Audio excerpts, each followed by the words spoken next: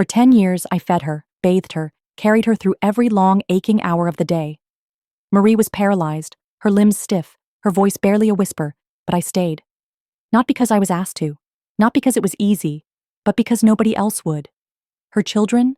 Too busy chasing promotions, booking vacations, and posting cocktails on Instagram. They called it freedom. I called it abandonment. So I stayed. And when Marie passed, I didn't expect gratitude. But I didn't expect betrayal either. They gave me nothing.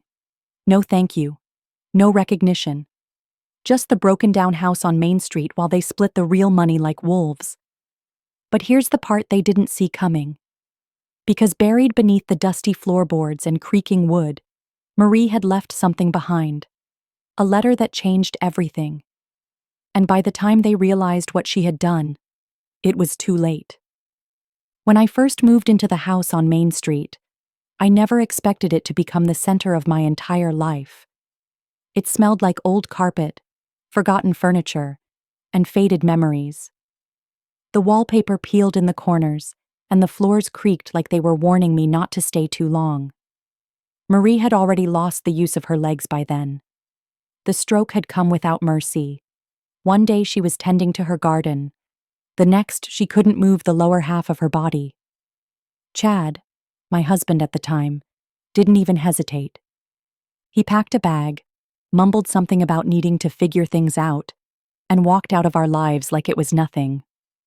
Left me there, young, heartbroken, and with no clue how to take care of a paralyzed woman who wasn't even my mother. But I stayed. Lauren and Brad were still teenagers then, Marie's biological children, full of excuses. They came around at first, once a week, maybe twice if there was a holiday. But slowly, the visits dried up. Brad went off to find himself in another state. Lauren got accepted into a college she could barely afford, but made sure everyone knew how special she was. They said they were proud of me for stepping in, and said they owed me big time. I didn't see them again for years. And me? I was the one who learned how to lift her without hurting her joints. I was the one who blended her meals, cut them into spoon-sized portions, kept her bed linens clean and warm. I memorized every single one of her medications, every groan that meant pain, every silence that meant something worse. At night, when the house got quiet and Marie was finally asleep, I would sit at the kitchen table staring at the stack of unpaid bills, wondering if I was going to survive another month. I called my parents crying more times than I could count. They always said the same thing. You're doing the right thing. But doing the right thing doesn't stop your hands from shaking when you realize the money's run out. There were mornings Marie would wake up crying, not loudly, but just enough for me to hear the tremble in her breath. She used to whisper, "I'm sorry," over and over, like her broken body was a burden she couldn't forgive herself for being. I always told her she wasn't a burden, and I meant it, even when I was exhausted, even when I wanted to scream. Still, I didn't expect anything from her. I wasn't waiting for a reward, but I also never expected to be treated like a stranger when the end came. When she passed, peacefully, in her sleep, just hours after I'd fed her a warm chicken pot pie she barely had the strength to chew, I felt like something inside me cracked.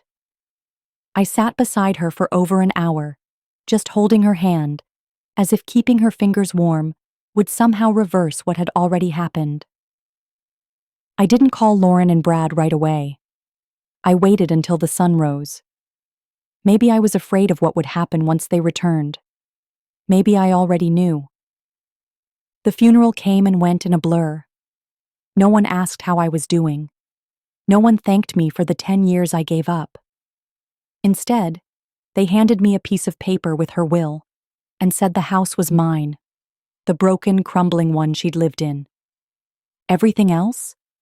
Her connected properties, the savings account, the assets, those went to Lauren and Brad. Brad didn't even pretend to be surprised. Lauren actually had the nerve to smirk. They took everything. And in that moment, as I stood in a corner of that old living room, surrounded by people who looked through me like I was invisible, I realized something painful, but true. In their eyes, I had never been family.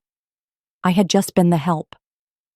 I stood there, in the center of the living room, surrounded by peeling paint, cracked floorboards, and the silence of a place that had watched too much without speaking up. This was it. 10 years of wiping tears, cleaning wounds, feeding, lifting, holding, and this was what I got.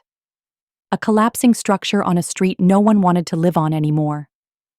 Marie's other properties, the neat row of connected houses she had poured her life into maintaining, those had gone to Lauren and Brad without hesitation. Lauren got the one with the renovated porch and new appliances. Brad got the one with the fenced-in yard and working fireplace. They split the leftover savings, a clean $50,000 between them, like it was nothing. They laughed about it while sipping coffee the morning after the funeral. Like it wasn't blood money. Like it wasn't bought with someone else's final breath. And me? I got splinters in my palms from turning the rusted doorknob. The first time I walked through the house after the funeral, I kept expecting Marie to call out. I imagined hearing her faint voice from the bedroom, asking for water, or if it was time for her afternoon medication. But the house was quiet. Too quiet. Even the air felt different, heavier, like it was waiting for something to happen. I moved from room to room, running my fingers across surfaces, brushing away dust, lifting old doilies, and uncovering layers of a life that had been packed away too soon. Her dresser was still full. Her slippers sat by the edge of the bed, as if waiting for feet that would never return. And in the kitchen, her old apron still hung on the hook by the stove, stained and softened from years of use. The grief didn't come all at once. It leaked in slowly, like rain through a cracked window. I found myself touching her things more gently than necessary, whispering to the walls like they were listening. You were supposed to leave me more than this. Not money, but meaning, recognition, something. Later that afternoon, Lauren showed up uninvited. She breezed in like she owned the place, designer sunglasses still on, even though the sky was overcast. She barely looked around before wrinkling her nose. So this is what she left you, she said with a smirk, dragging her fingers across the mantel and inspecting the dust. I didn't answer. I just watched her, quietly, like she was a stranger who'd wandered into a memory she didn't belong to. You should probably sell, she continued, walking into the kitchen like she lived there. Brad already listed his. I'm finalizing paperwork for mine next week. They're not worth much, but at least we're getting something out of it. I stood in the doorway, arms crossed. I'm not selling. She blinked, surprised, then laughed. Kylie, come on. This place is falling apart. You're going to waste your life trying to fix it? I didn't flinch. I already wasted 10 years. What's a little more? Her smile faltered. For the first time, she seemed to realize I wasn't playing her game. She opened the fridge, saw it was empty, and shut it again. Well, she said, grabbing her purse, don't say we didn't try to help. You always were a little too sentimental for your own good. And just like that, she was gone. A gust of cold perfume and attitude, vanishing down the sidewalk like she had somewhere better to be. This wasn't just a house. It was a test, a burden, a message. They thought they'd humiliated me, that by giving me the scraps, they'd reduced me to nothing. But what they didn't realize is that sometimes the places everyone else abandons are the ones that hold the greatest truths. And this house was still holding something they'd missed. I could feel it. I just didn't know yet what it was. The next morning, the house greeted me with the same brittle quiet. Sunlight spilled through the front windows, catching on the dust that drifted lazily in the air, like the house was stretching after a long night. I shuffled into the kitchen, barefoot, the old tiles cold beneath my feet. The kettle took forever to boil. I stood there, watching it, as if something might shift if I stared long enough. The silence had settled into my bones. It wasn't peaceful. It was hollow. I spent the morning cleaning, not because I had the energy, but because I needed to move, needed to feel something beneath my hands. Grief is strange like that. It doesn't hit like a wave. It creeps in slow, like fog, until everything is muted and heavy, and you can't remember what it felt like to breathe easily. By noon, I had wiped down the kitchen, stripped the beds, and was sorting through drawers Marie hadn't opened in years. Most of it was junk: old greeting cards, faded receipts, recipe clippings, some of them curling with age. But in every item, I found a piece of her. The handwriting on a Christmas card, a scribbled note next to a recipe for beef stew, the smell of lavender clinging to the lining of an old scarf. I found myself crying without realizing it. A soft, sudden thing. Tears rolling silently down my cheeks as I clutched an old jar of buttons like it held the answers to everything I didn't know how to ask. That afternoon, I stepped outside. The wind had picked up, tugging at the hem of my sweater. Across the way, Lauren's house, formerly Marie's, sat still and lifeless. The sold sign had gone up just yesterday. The new owners weren't wasting time. They couldn't wait to tear it all down. I turned away from the street and headed toward the side yard. I hadn't been there in a while, and weeds had crept over the path like nature was reclaiming what was hers. I bent down to pull a few up when I noticed the cellar door, warped from years of rain, half hidden under an overgrown hedge. Marie had always said to leave it alone. "It's just a junk space," she'd told me once. "Nothing down there but memories I'd rather not dig up." But something about that morning pulled me toward it. The rusted hinges groaned when I tugged it open, sending a shiver down my spine. I descended slowly, one hand on the wall, dust swirling around me in the beam of light that cut through the open door above. The basement smelled like earth and old secrets. Boxes were stacked against one wall, most of them labeled in Marie's careful handwriting: Xmas, winter clothes, toys. I scanned the space, unsure what I was even looking for, until a strange instinct pulled me to the far corner where the floorboards upstairs had always creaked a little more than the rest. Later, I would tell myself it was chance. But in that moment, it felt like something was guiding me. I went back upstairs, carried a bucket of water, and started scrubbing the hallway floors. Not because they needed it, but because I couldn't shake the feeling that I was being led toward something. I saw it then, muddied footprints near the baseboard. Odd, because I hadn't been in that hallway since the day Marie passed. The prints didn't belong to me.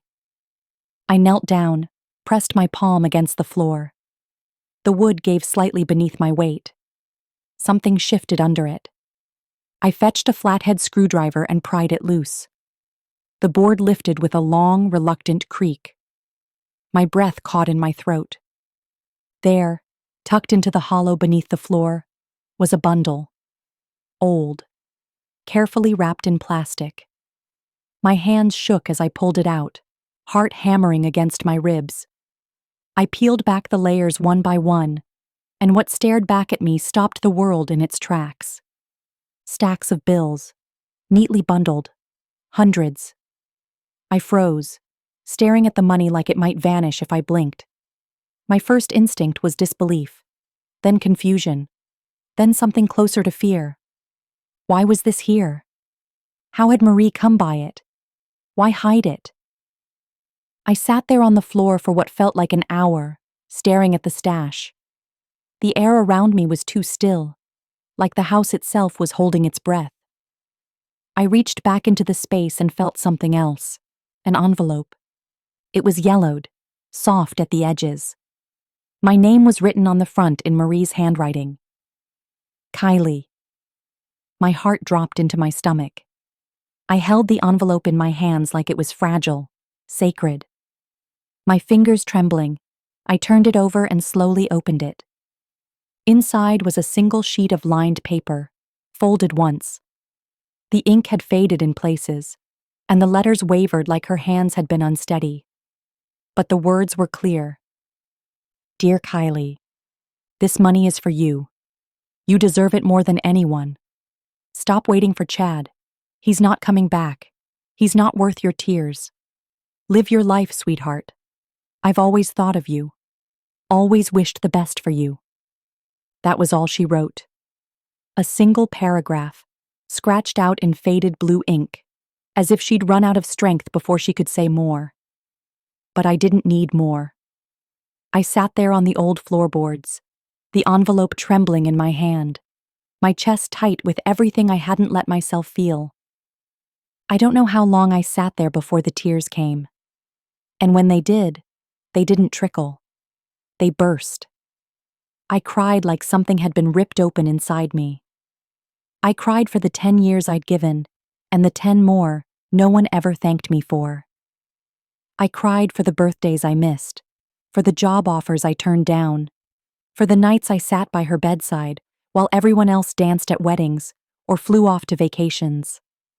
I cried for the loneliness, for the bitterness I hadn't even known I carried. But most of all, I cried because someone had finally said, in the quietest way possible, I see you.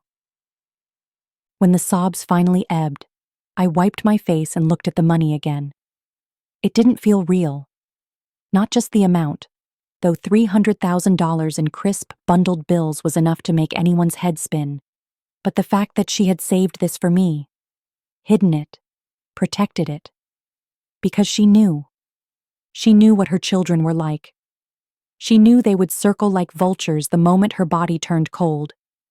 And she knew the one person who had never asked for anything would be the one who needed it the most. I tucked the letter back into the envelope and placed it on the nightstand like it was a sacred object. Then, carefully, I gathered the money into black trash bags. It took me over 2 hours to count it all, hands trembling with every stack. I didn't stop until I'd triple-checked every bundle. $300,000. In cash.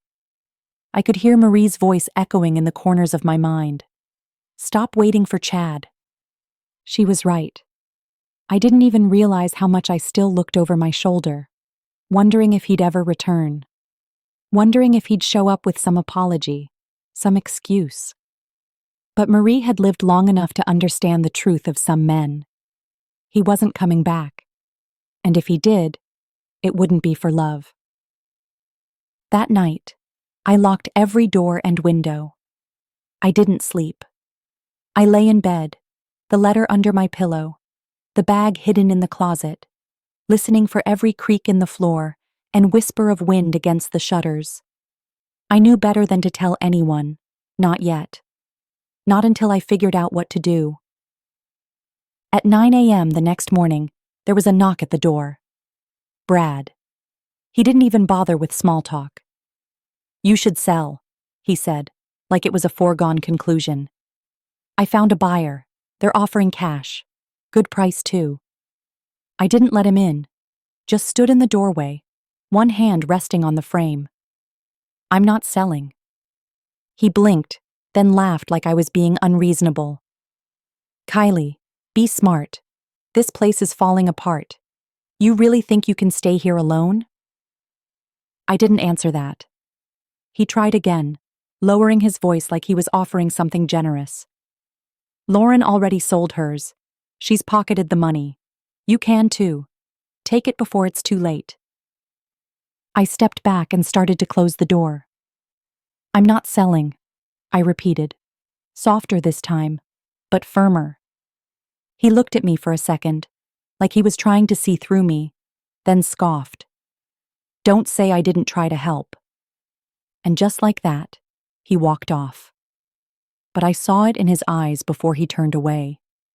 He knew something was different. and he was going to find out what. The noise started 2 days later. Heavy machinery, drills, the groan of wood giving way to steel. The house that once belonged to Lauren, Marie's pride, her little peach brick duplex with the white shutters, was being ripped apart piece by piece. Marie had worked her whole life to buy those homes. Her husband died young, and she raised 3 kids alone on a corn farm. No inheritance, no safety net, just her hands and long, hard days in fields that didn't care how tired she was. And now, not even a week after she passed, they were tearing it all down. I wanted to scream, not out loud, just inside.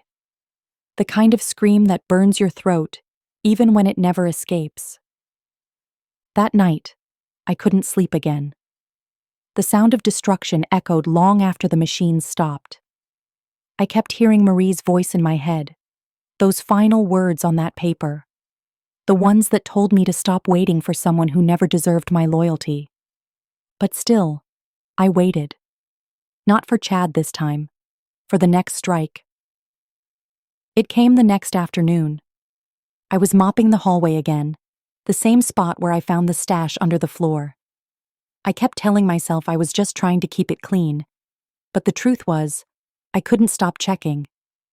Not because I didn't trust what I'd seen, but because some part of me still thought I'd wake up and realize it had all been a dream. The knock came sharp, not hesitant, like it had a right to be there. I opened the door, and there she was, Tessa, Brad's wife. She wore sunglasses too large for her face, and a scarf wrapped loosely around her neck, like she was starring in a drama only she could see. Her eyes swept over me like she was inspecting a stain. "We need to talk," she said. "No, we don't." I moved to shut the door, but her hand was already there, flat against the frame. "Don't be rude, Kylie. I came here to help." I let out a dry laugh, one I didn't bother hiding. "You don't help people. You sniff around when there's something to take." Her jaw tightened, but she kept smiling. "Brad says you've been acting strange, standoffish. You're holding on to this house like it's Fort Knox. That gets people curious, you know?" I didn't respond, just stared at her until the smile started to crack. "You find something?" she asked. "I found peace," I said, keeping my voice low and calm. "Something you'll never understand." She blinked. Once. Then leaned in a little. "Listen, Kylie. You were the caregiver, sure. That was sweet. But let's not pretend you were more than that. You married into the family. You don't get the whole pie just because you stuck around after Chad bailed." I tilted my head. "You think I'm eating pie?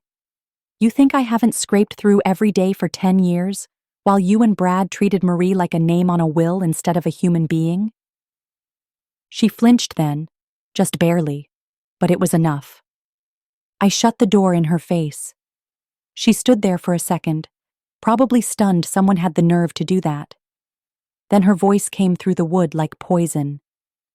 "You'll regret this." I didn't answer. I just walked back into the kitchen, poured myself a glass of water, and stood by the window. Across the way, the empty lot that once held Marie's favorite house was now just dirt and ash. Tessa didn't know what she'd just confirmed. Whatever quiet I had left, it wasn't going to last much longer. And if they were going to come for me, I'd be ready. The days that followed felt like a game of chess where every move was silent but loaded. I didn't hear from Brad or Tessa again, not directly, but I felt them. The house grew heavy with eyes. I couldn't explain it, not in a way that made sense on paper, but the feeling never left. That weight behind your neck, that instinct that makes you turn around even when no one's there. Every creak on the porch, every shadow behind the curtains across the street, made me pause. I started double-checking the locks at night. I took different routes to the bank when I deposited the money in separate chunks, never more than what I could carry in a normal handbag.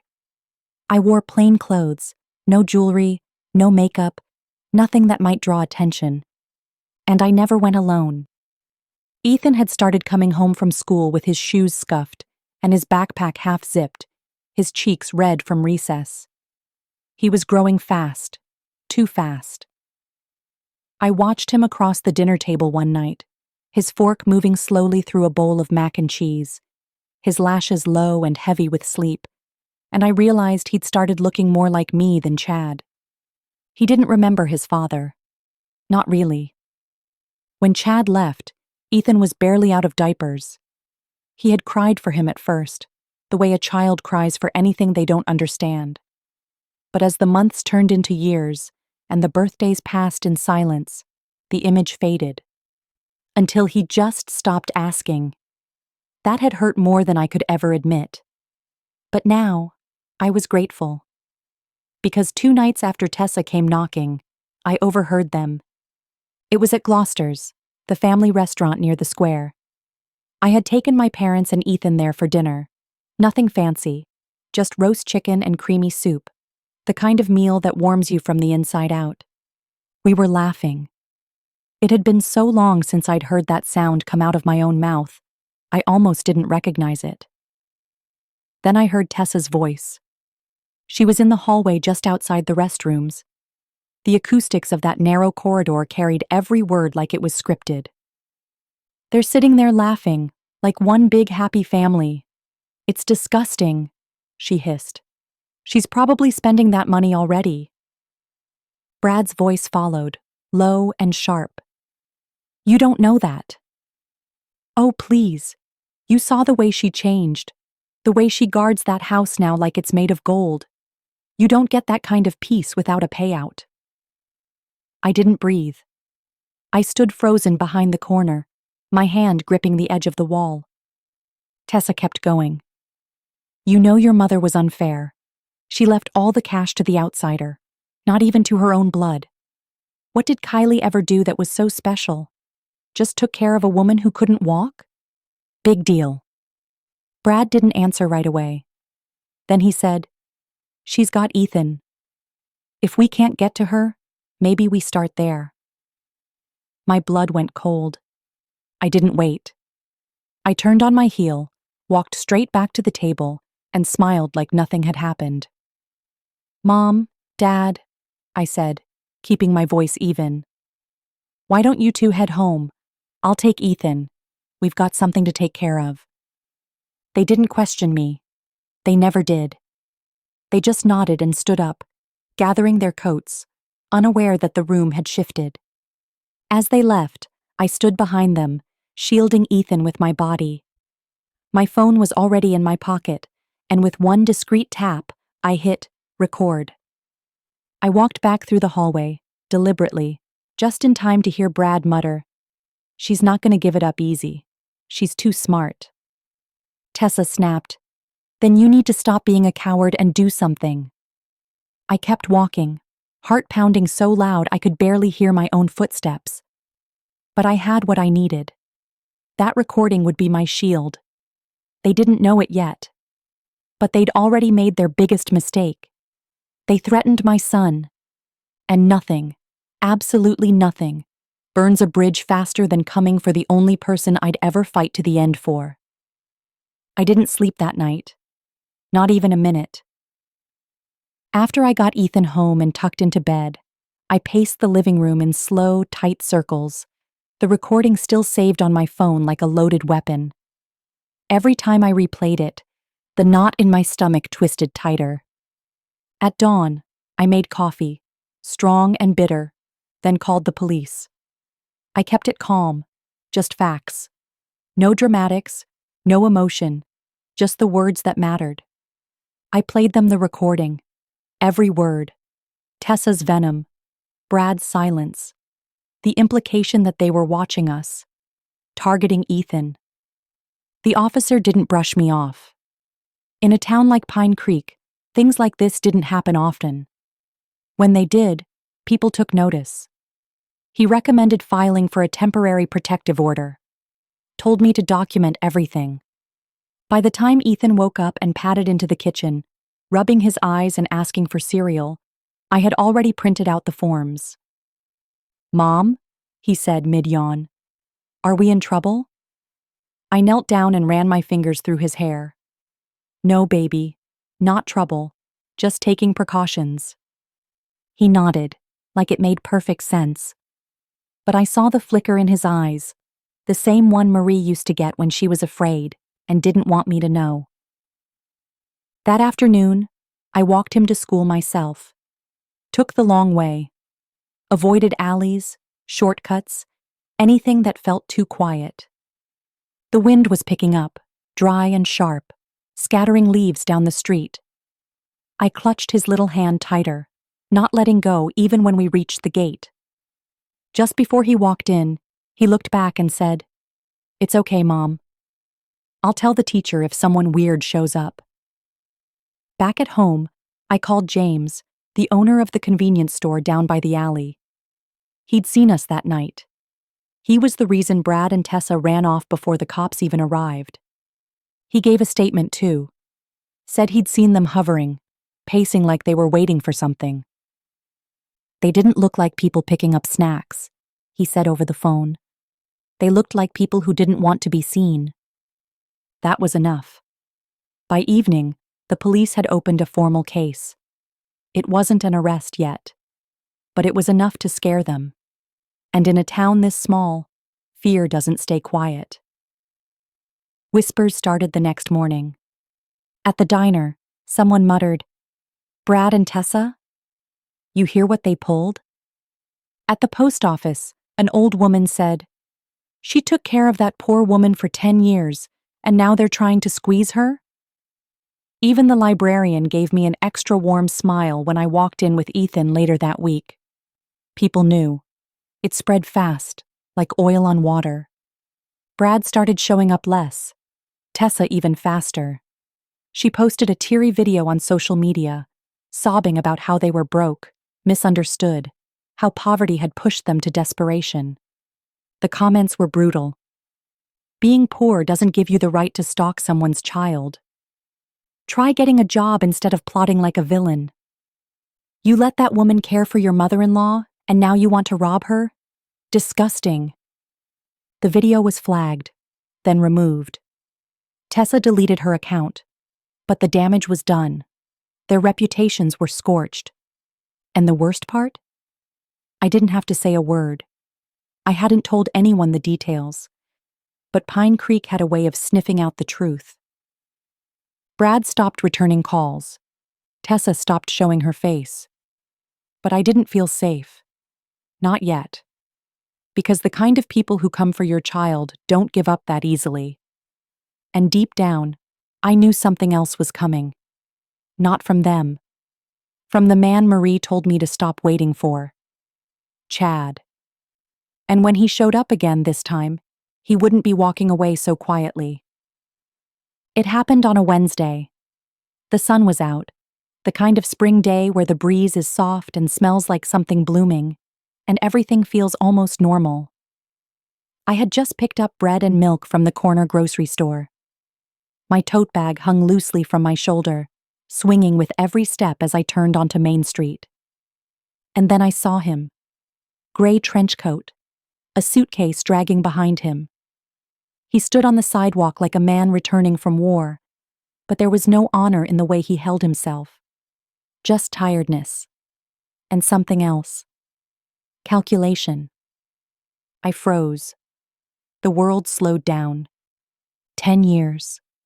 10 full years since he walked out that door without saying goodbye. No letters. No calls. Nothing. And now, here he was. As if he could just step back in like no time had passed. Like we weren't ghosts to him all this time. He smiled. The kind of smile that had once charmed me when I was too young and too hopeful to see through it. "Kylie," he said. My name sounded foreign coming from his mouth. I tightened my grip on the bag.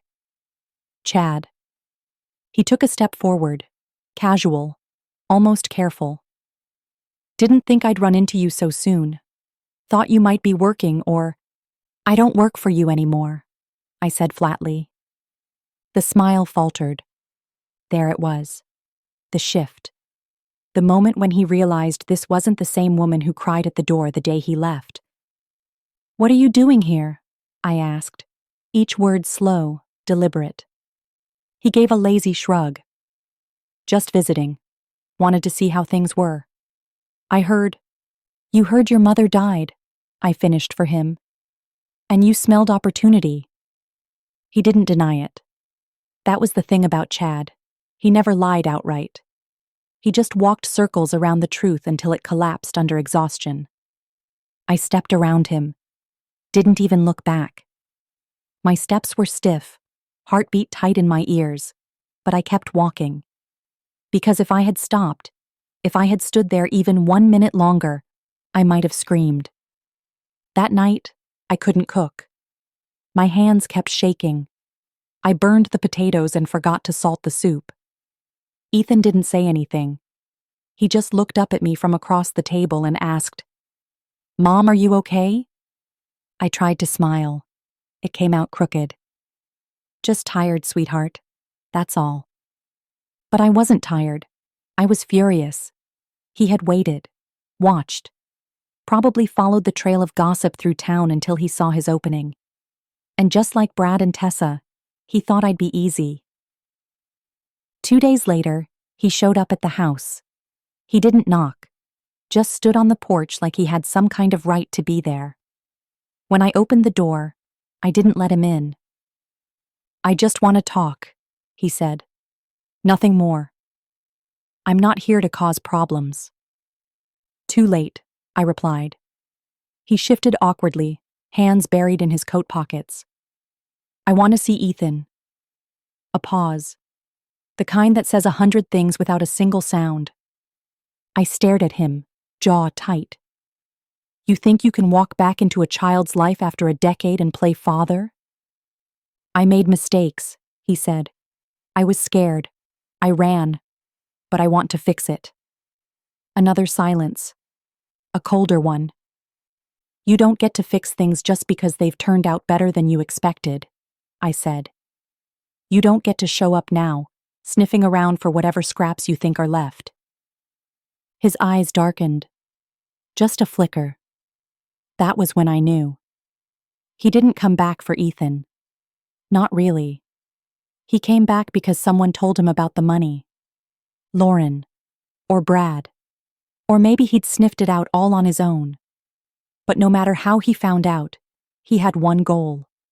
And this time, he wasn't leaving without trying to get it. Except now, I wasn't the one waiting at the door. I was the one locking it. 3 days passed before I saw him again. Long enough for the tension to settle, but not long enough for it to disappear. He didn't try to come to the house this time. I spotted him from the window, standing near the school pickup lane, sunglasses on, phone in hand, pretending like he was just passing through. Ethan didn't notice. He came out with a paper crown on his head, something they'd made in art class. He smiled at me like nothing was wrong, like the world was still safe and small and manageable. But I saw Chad's eyes track him. That night, I barely ate. I sat at the kitchen table with Ethan's math homework spread out in front of me, staring at the numbers like they were written in another language. Ethan looked up from the table. "Some man stopped me today," he said. "Said he was my dad." My hand clenched around the pencil I'd been holding. "What did you say to him?" "I told him I didn't remember him," Ethan said with a shrug. "He said I looked just like him, but I don't think I do," and he smiled weird. I pushed the homework aside and pulled him into my arms, brushing my fingers through his hair.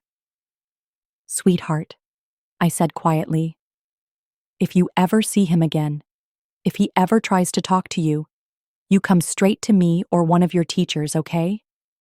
You don't owe him anything." He nodded against my shoulder, small and solid and warm. "Okay, Mom." But my heart was already racing. Chad wasn't just passing through. He was circling, watching, playing the long game.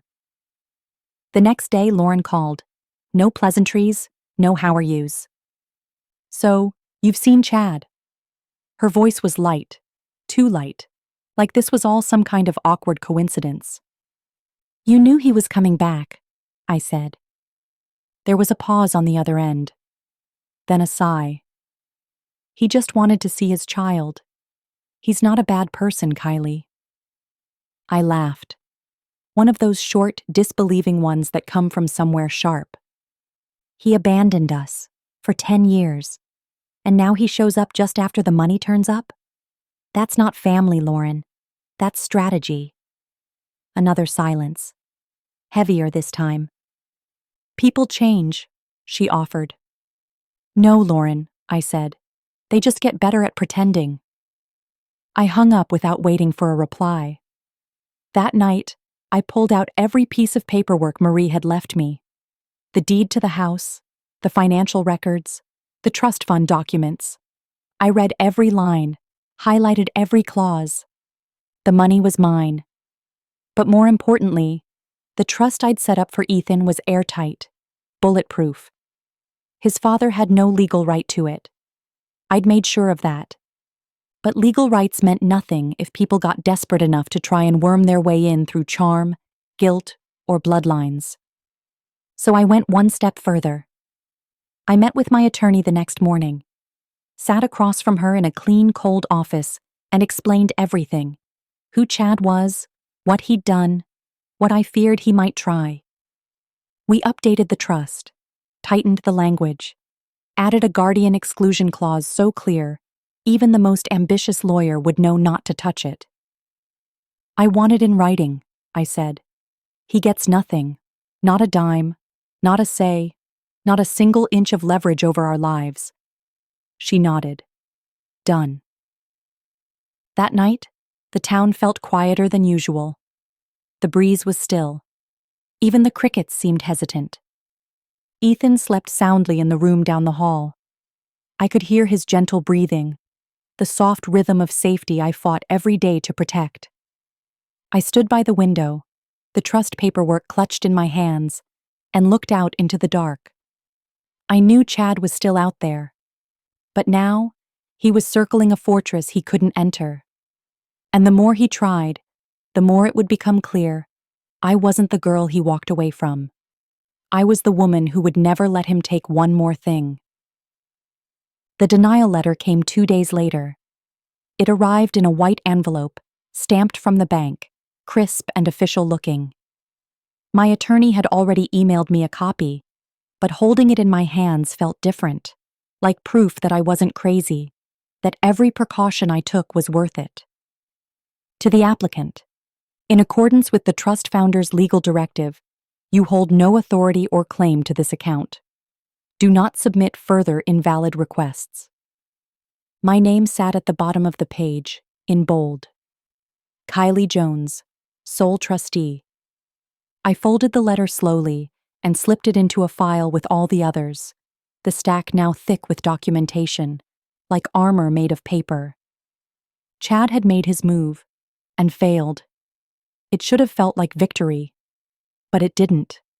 Not yet. Because men like Chad don't walk away after the first door slams shut. They circle back, softer, smarter. They knock again, wearing different faces, and when the second knock came, it was Lauren. She showed up at my doorstep with a box of pastries and a forced smile that didn't reach her eyes.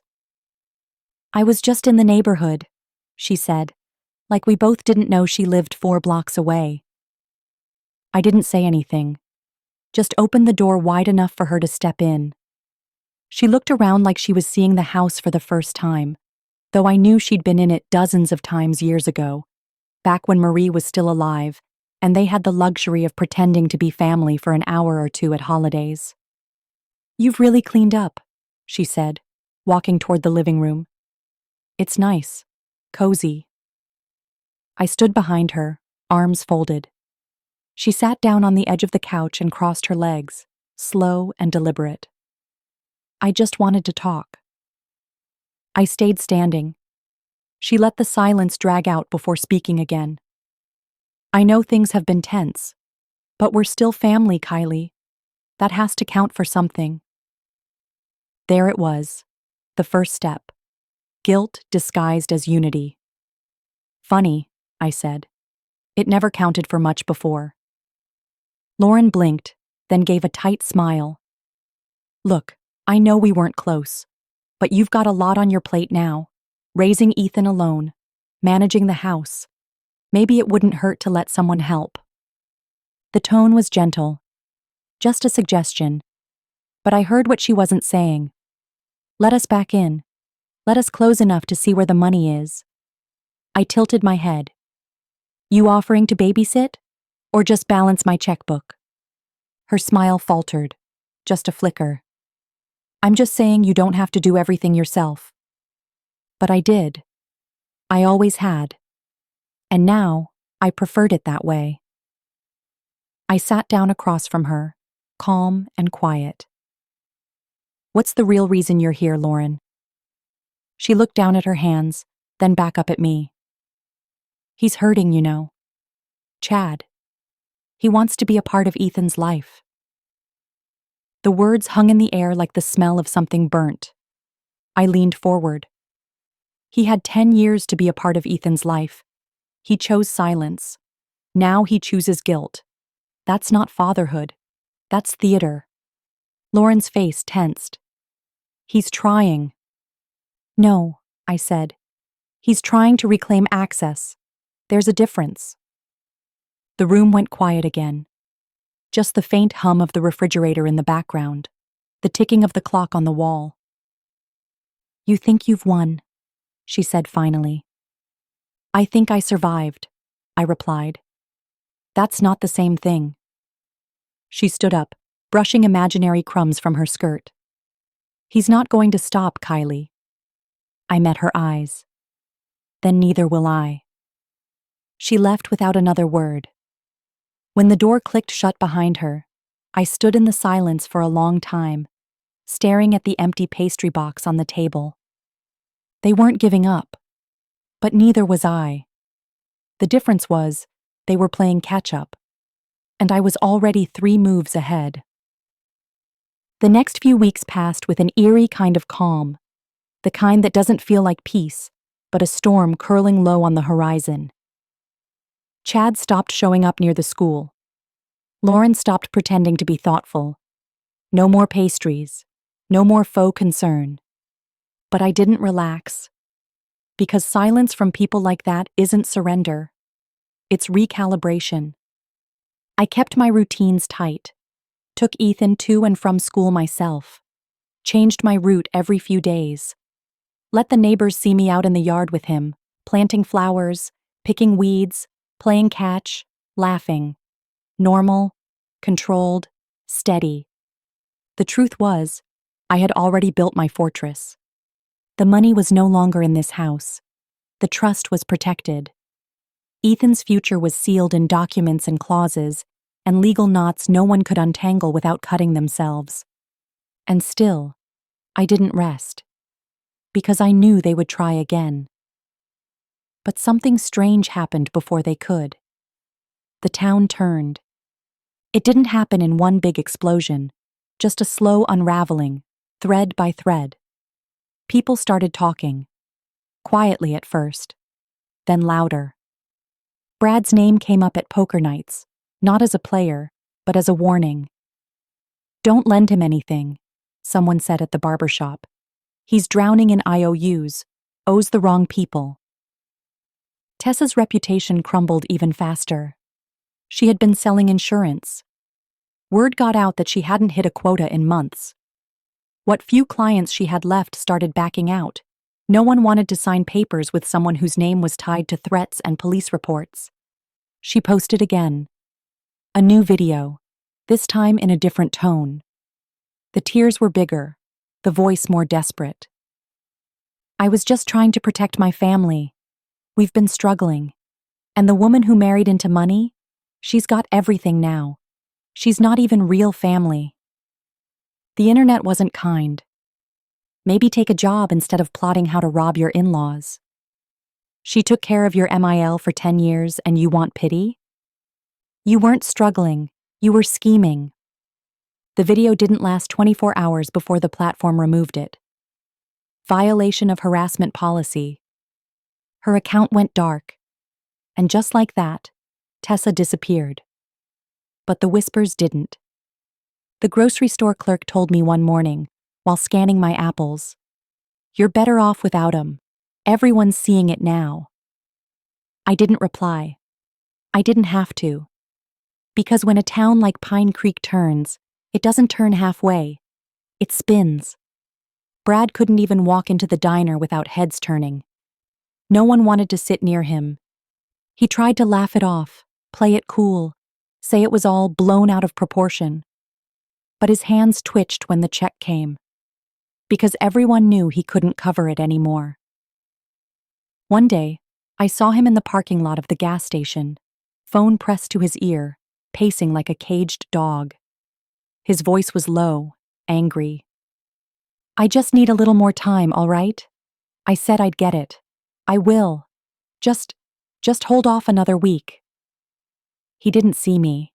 I didn't need him to. But the worst part wasn't watching him unravel.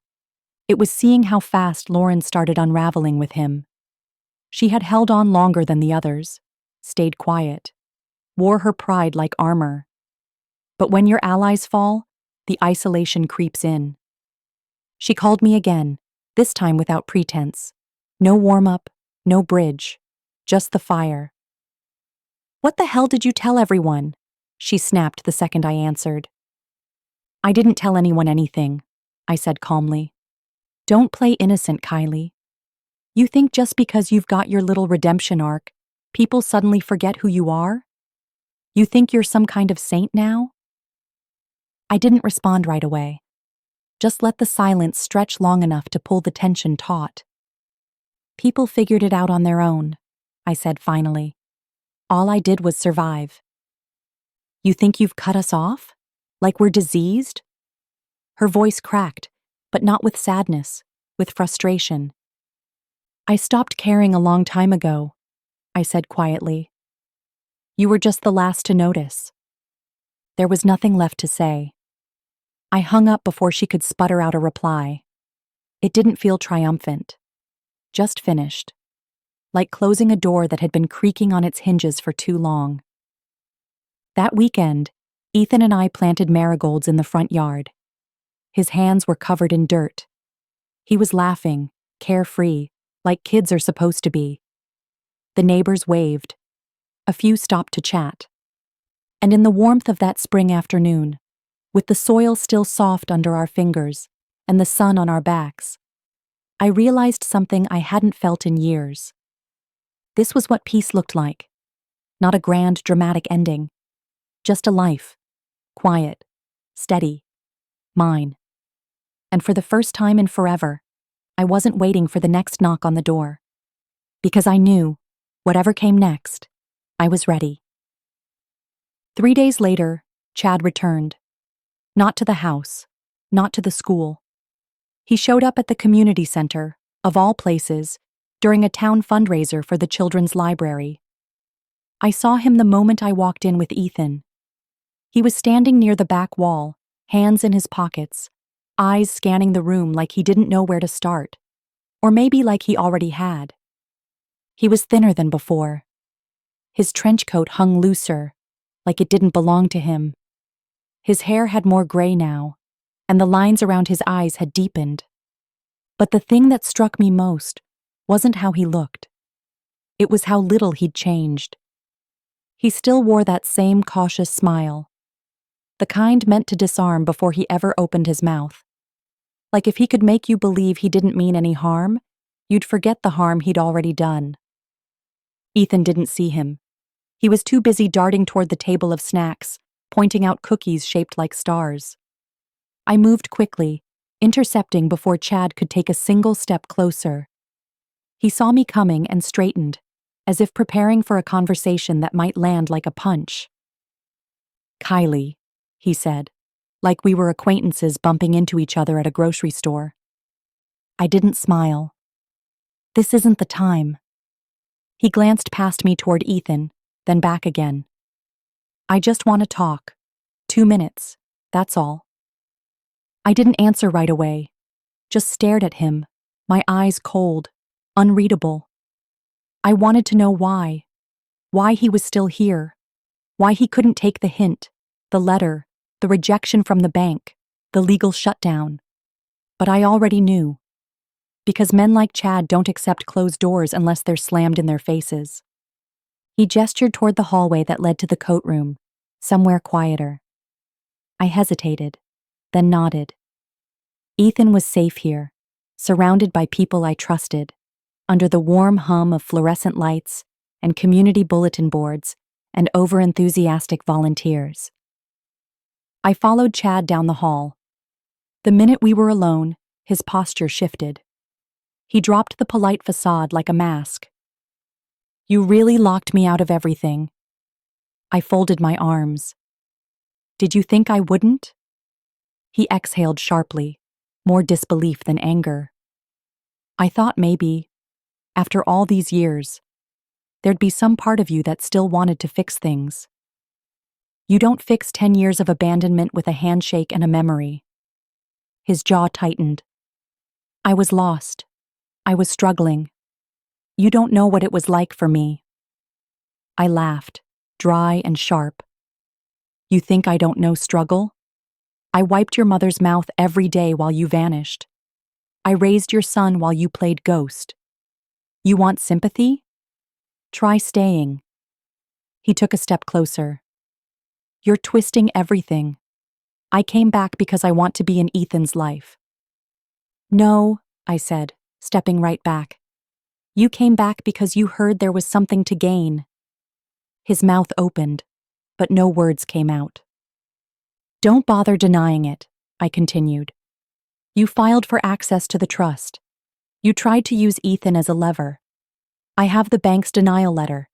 I have every document, every failed attempt. I've kept track of everything. And if you try again, I'll make sure the next piece of paperwork you get is a restraining order." He blinked. I saw it then, that flash of rage behind the tired eyes. He wasn't used to being shut out. Not like this. "You really think you're better than the rest of us now?" he said quietly. "No," I replied. "I just know what I'm worth. And more importantly, I know what Ethan deserves." He looked away, jaw tight, fists clenched. But there was nothing left for him to say. He had run out of excuses, out of tactics.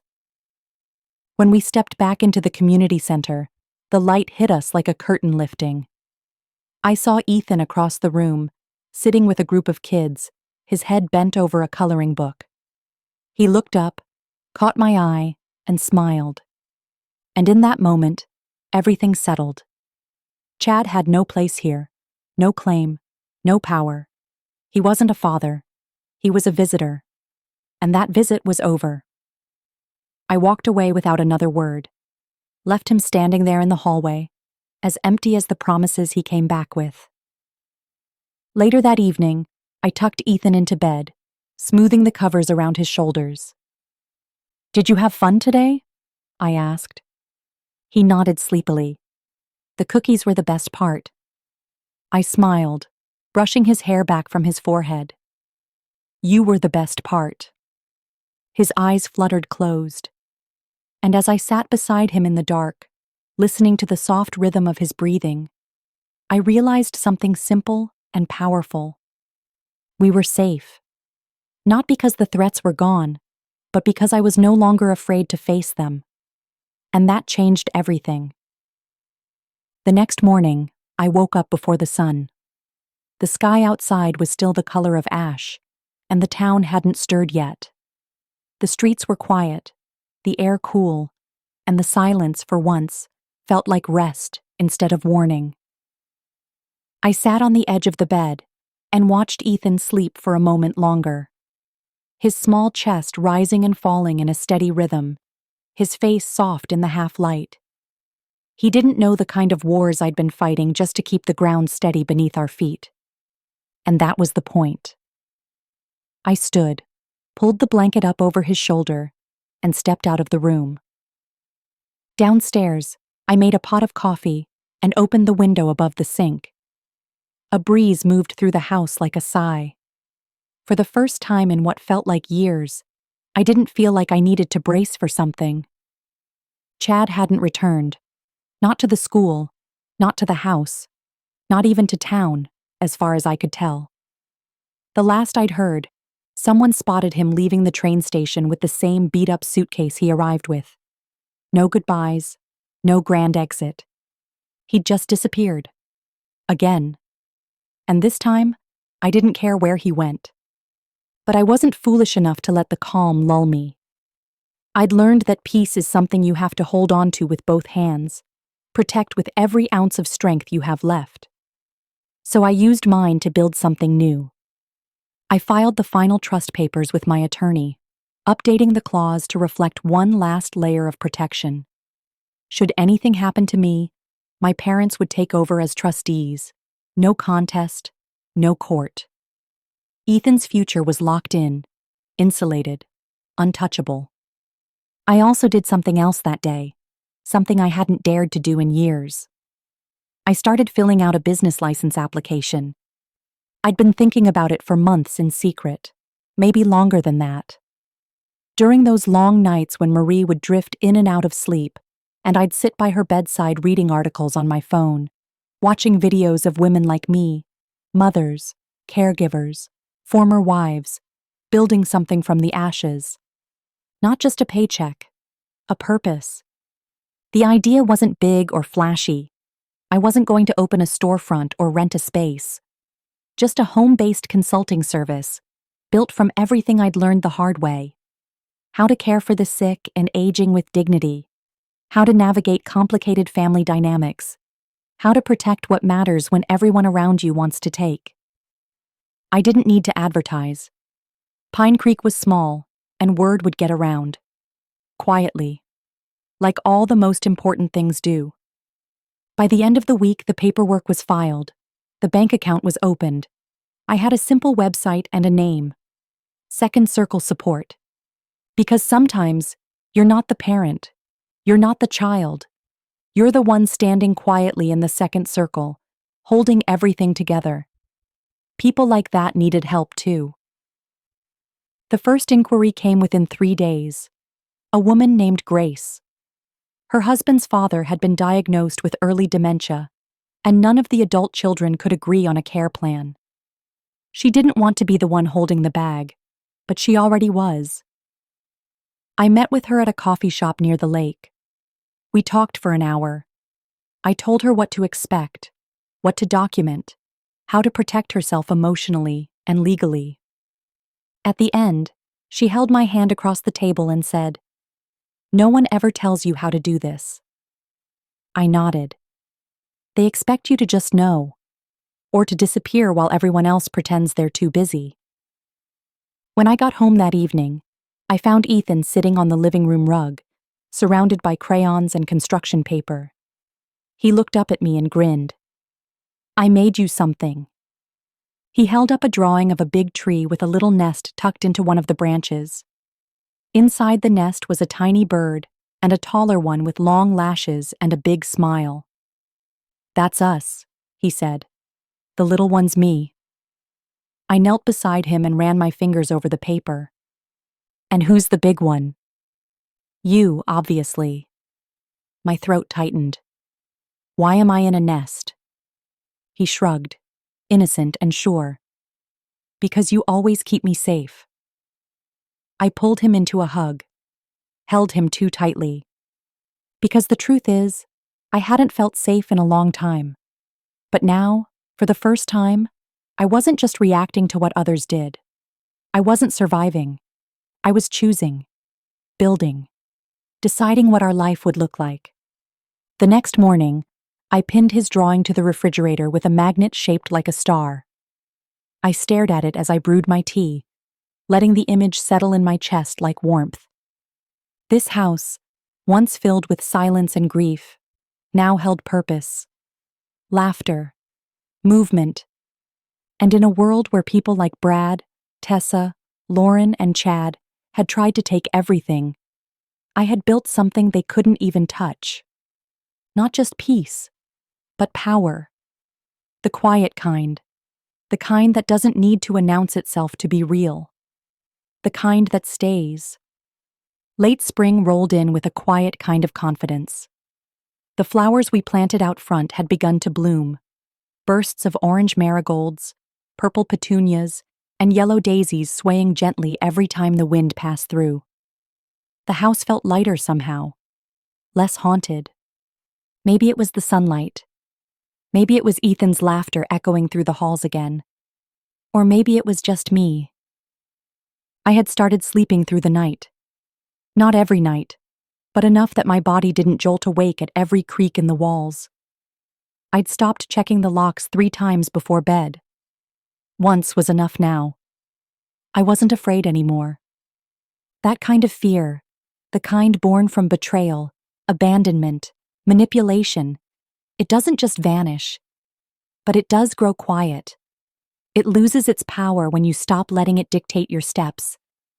And that was the real shift.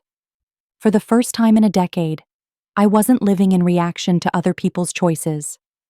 I wasn't holding my breath, waiting for the next mess to clean up, the next cruel word to absorb.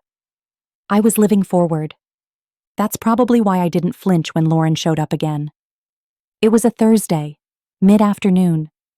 The sun was high, the air warm. I'd just come back from a client meeting, and Ethan was at school. I pulled into the driveway and saw her car, sleek, silver, too polished for a town like ours, already parked in front of the house. She stood by the porch with her arms crossed, sunglasses perched on her head like a crown. She didn't wave, just watched me walk up with that expression she always wore when she was trying not to show she was losing. I didn't ask her to leave. I didn't offer her a seat. She took that as permission. "I assume you know Chad's gone," she said, skipping any pretense of small talk. "I do." She gave a dry little laugh. "So that's it? Just close the book?" "No," I said. "I finished it." Lauren let out a sigh. "You're ruthless. You know that?" I didn't respond. "You act like you're this quiet, stable, put-together person," she continued, her voice tightening. "But the truth is, you've shut out everyone. You think that's strength? Burning every bridge?" I stepped past her and unlocked the door. "I didn't burn the bridges," I said. "I just stopped pretending they ever led anywhere worth crossing." She followed me inside without asking, standing awkwardly near the doorway like the house itself might spit her out. "You think you've won," she said quietly. "But you haven't. Chad's gone, sure, but not forever. He's still Ethan's father. Legally or not, he's not just going to walk away." I turned to face her fully now, calm, unshaken.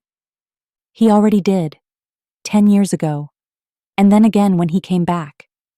You think I don't know what this is about? He failed. You failed. And now you're here trying to salvage what's left." Her lips parted, but she said nothing. I stepped closer, the air between us charged, but still. "You want me to let him in.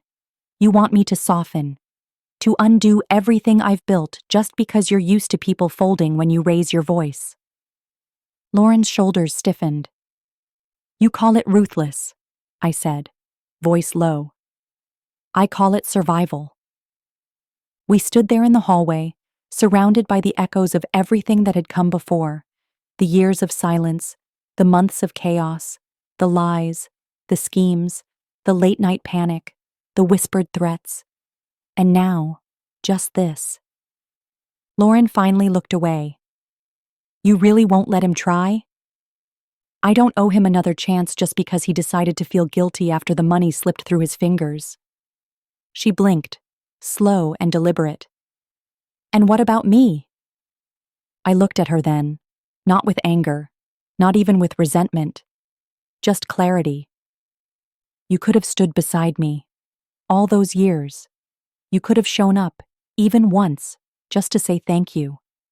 But you didn't. You treated me like furniture, useful, forgettable. so don't come here asking for a seat at a table you walked away from long before I ever locked the door."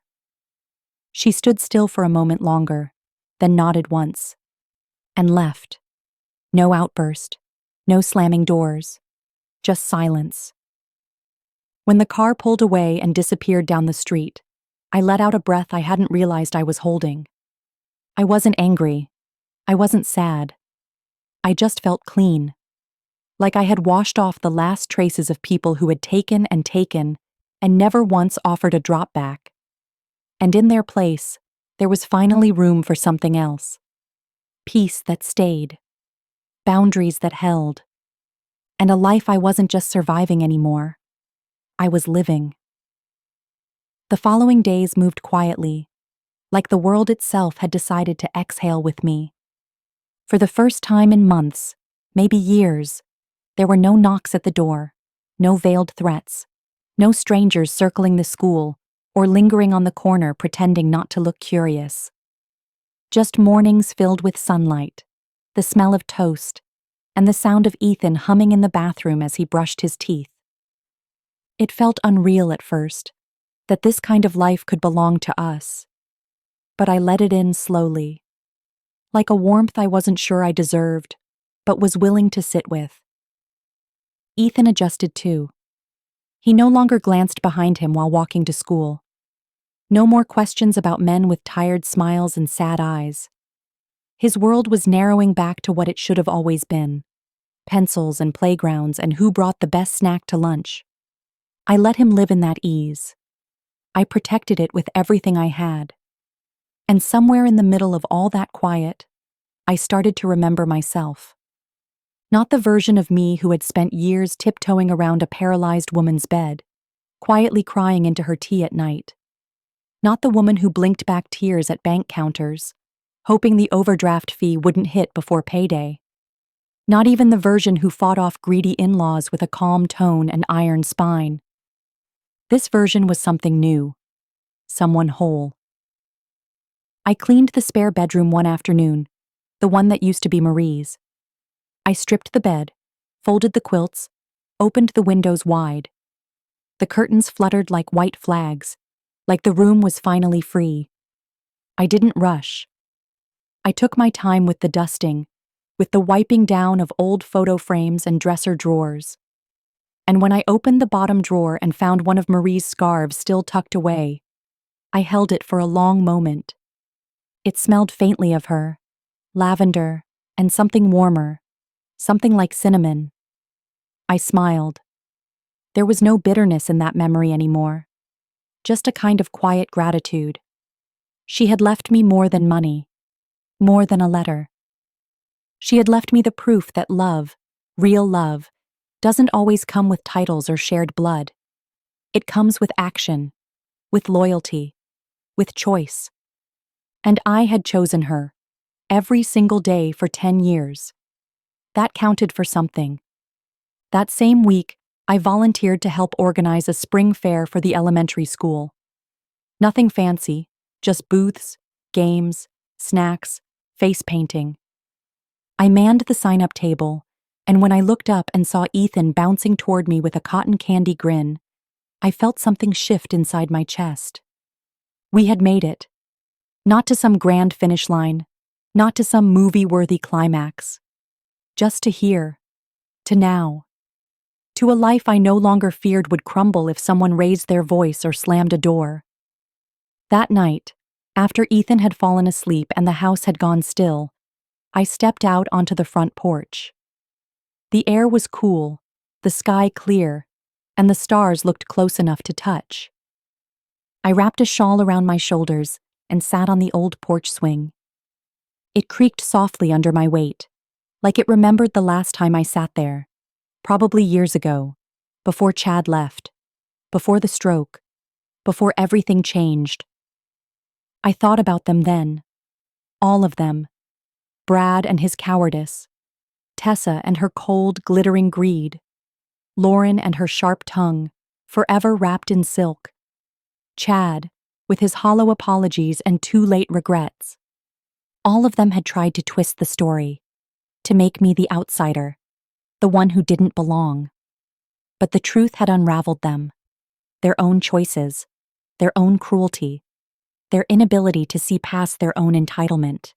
And here I was, still standing, still whole, still holding the only thing that had ever truly mattered: my son, my peace, my self-respect.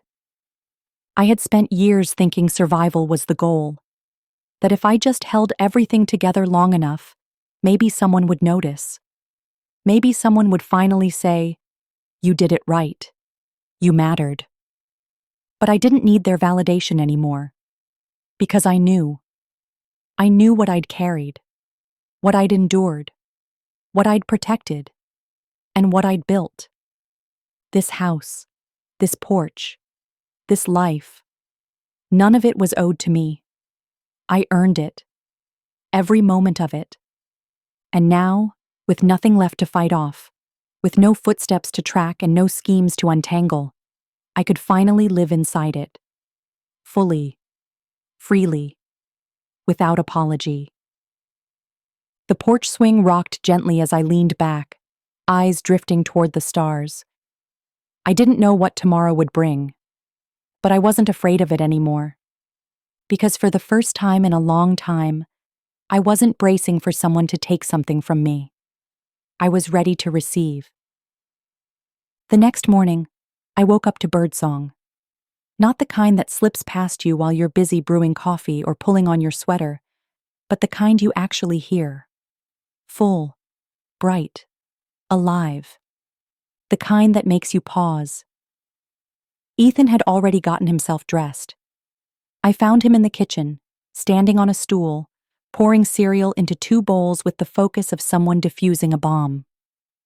"Surprise breakfast," he said, proudly sliding a bowl toward my place at the table. I smiled as I sat down, more touched than I let on. It was just cereal, but it wasn't about the food. It was about the rhythm we'd built, the kind where a little boy felt safe enough to take care of his mom in the only way he knew how. After breakfast, we walked to school together. The morning air carried the scent of fresh-cut grass and lilacs blooming along the fences. Neighbors waved from their porches. A few cars honked in greeting. Everything felt steady. Outside the school gate, Ethan squeezed my hand before letting go. "See you after," he said, then ran to join a group of friends huddled around a kickball. I stood there for a moment, watching him, not with worry, not with that familiar knot of fear winding itself up in my chest. Just watching. Just proud. He didn't need protecting today. He just needed me to keep showing up. When I got home, I sat down with a cup of tea and my business planner.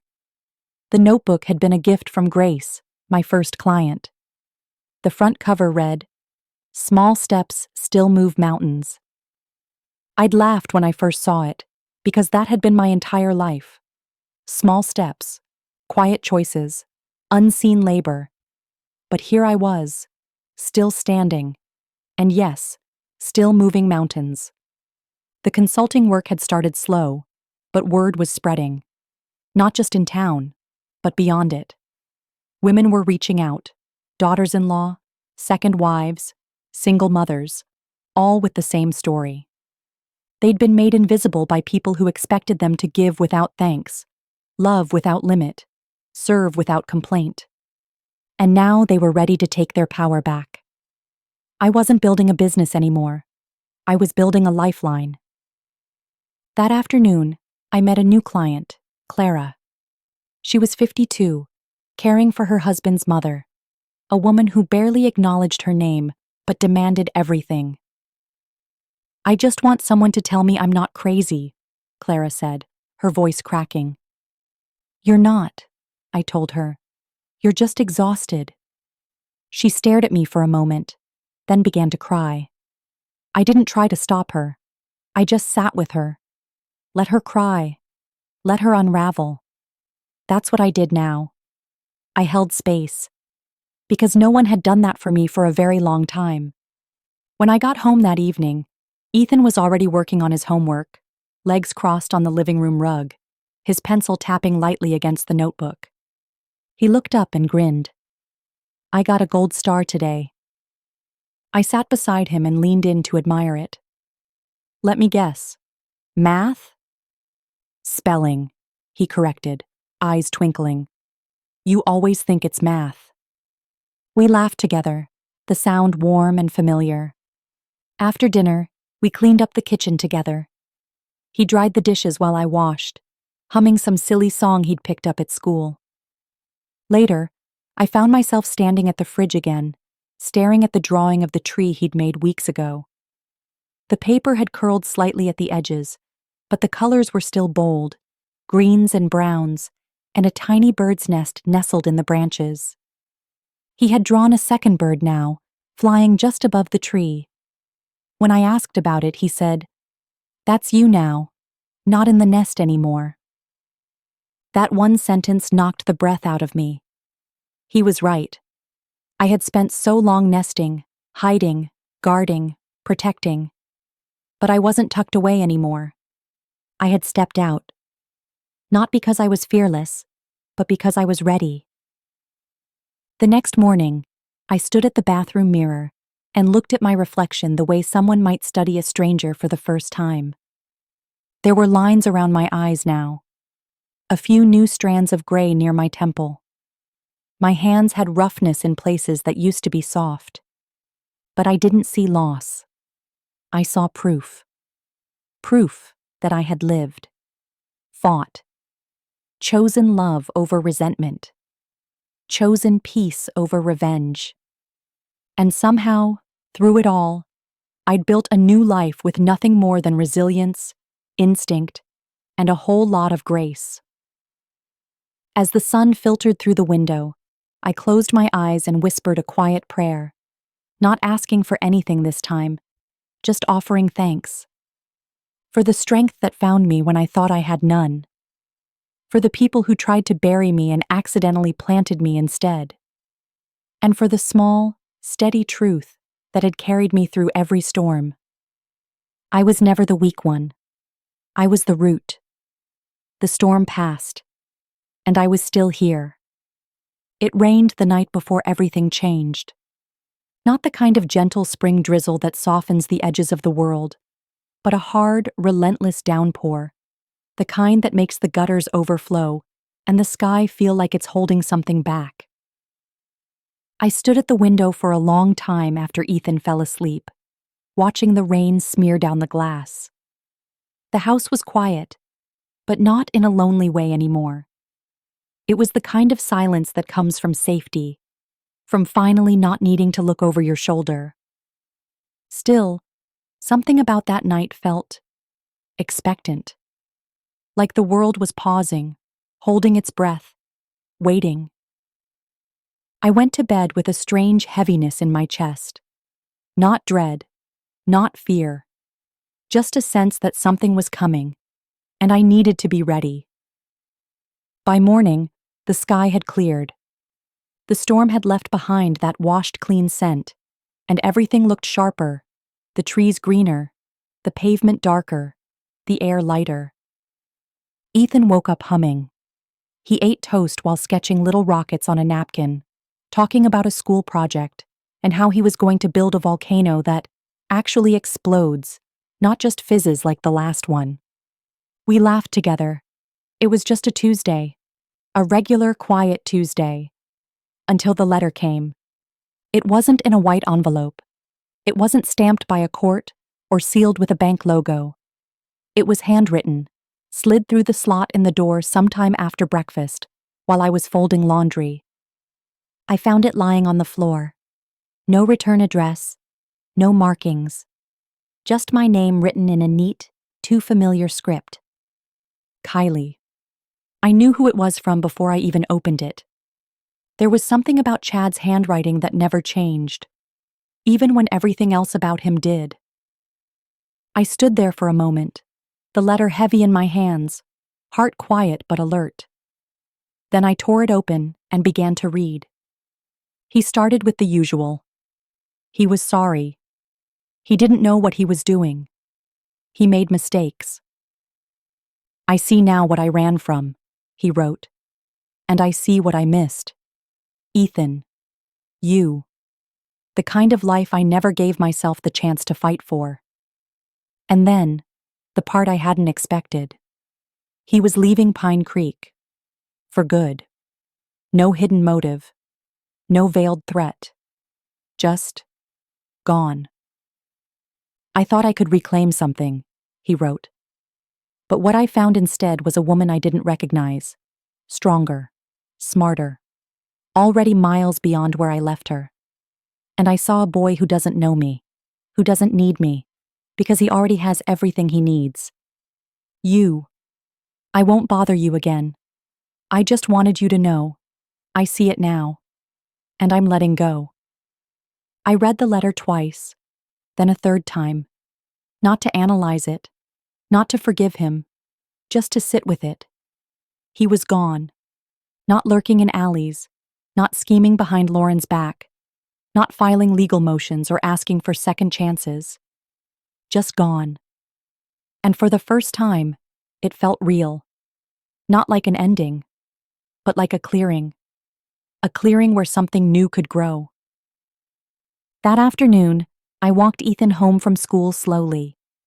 He chattered the whole way about his volcano project, and who got picked for kickball, and how he might need a new pair of shoes soon, because his toes were starting to fight for space. I smiled and nodded and listened. But inside, I was still holding the weight of that letter. Not in fear. Not even in sadness. Just acknowledgement. That chapter was over, and I didn't need to rewrite it. We got home, kicked off our shoes, and settled into the usual rhythm. Homework, dinner, a board game. Ethan insisted he didn't cheat at, even though he absolutely did. After he went to bed, I sat in the living room with a cup of tea and watched the last light fade from the sky. Then I took out the letter, folded it, and burned it. Not out of spite, not to erase it, just to release it. The paper curled into ash, the words disappearing one by one. And with every flicker of flame, I felt something else let go inside me. It was done. There was no dramatic confrontation, no courtroom scene, no explosive showdown. Just a woman who had spent 10 years giving, surviving, waiting, finally stepping out from the shadow of all of it, and standing in her own light. I went to bed with a calm I hadn't known in years. The next morning, I woke up early and made waffles. Ethan sat at the table, groggy but excited, asking if it was a special occasion. Not really, I said. Just felt like waffles. But it was a special occasion. It was the day I finally understood I didn't need anything more from the people who had hurt me. No apologies, no comeuppance, no validation. Because I'd already won. Not by defeating them, but by not becoming them. Later that afternoon, I sat at my desk and opened a blank document. A proposal. An expansion plan for my consulting work. A vision board. A new idea. Something bigger. Because I wasn't just building a life for Ethan and me anymore. I was building something that could outlast all of us. Something rooted in truth. In empathy. In strength. The kind of strength that grows in silence, in shadow, in sorrow. The kind that blooms even after a storm, especially after a storm. And as I typed, I felt it in my bones. This wasn't the end.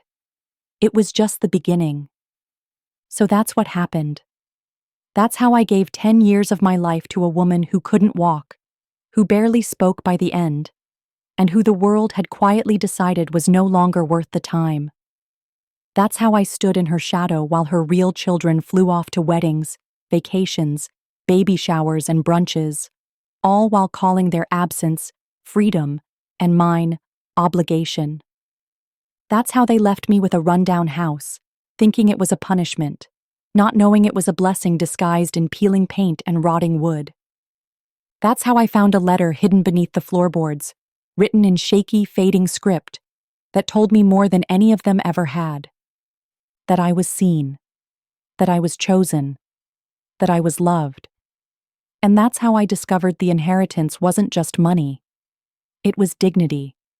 It was recognition. It was power. I didn't scream. I didn't fight. I didn't write any dramatic Facebook posts or beg anyone to believe my side of the story. I just lived. Quietly, deliberately, truthfully. And one by one, the people who underestimated me revealed who they really were. Brad, scrambling to pay debts he'd hidden under poker tables and lies. Tessa, sobbing into a camera lens, mistaking attention for redemption. Lauren, clawing her way back into a family she never bothered to nurture. And Chad, who vanished not once, but twice, because some men are never strong enough to stay when it matters. But I stayed. I stayed when it was hard. I stayed when it was lonely. I stayed when no one said thank you. And in the end, I walked away stronger.